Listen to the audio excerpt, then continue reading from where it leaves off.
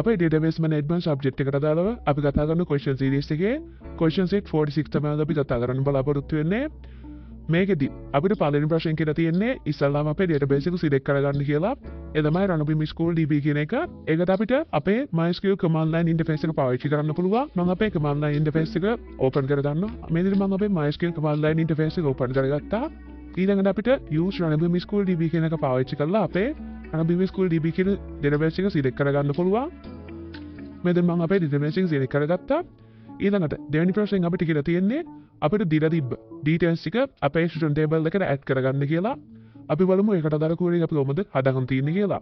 මේ තමයි අපේ student table එකේ details add කරගන්න අදාළ query එක.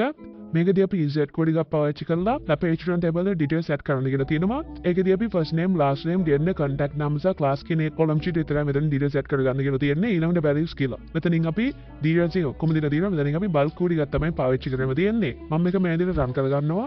ඊළඟ අපේ query එක execute වුණා කියලා අපිට මෙතනින් පෙන්නනවා. ඊළඟට අපි අපේ heading software එකෙන් බලමු ඒක අපේ table එකට add වෙලා තියෙන කියලා.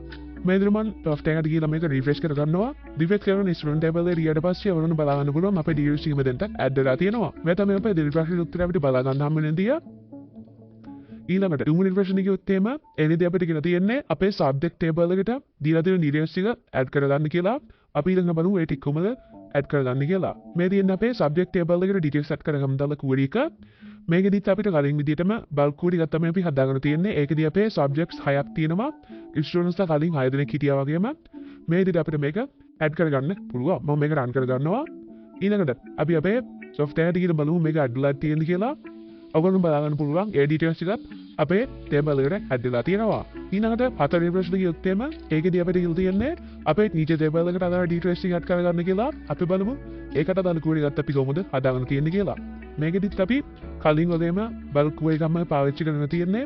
ඒකෙදී අපි insert into each කියලා අපේ teacher table එකට තමයි details ටික add කරගන්න ඉන්න තියෙන්නේ. ඒ වගේම අපි දීලා තියෙන details ටික add කරගන්න දාලා column stream එකෙන් declare කරලා values කියලා අපේ data ටික මෙතන දීලා තියෙනවා. මෙතනදී අපේ teachers ලා 5 දෙනෙක් ඉන්නවා. ඒ අපේ videos අපි මේ විදිහට add කරන්න තියෙනවා. මම මේකත් execute කරගන්නවා.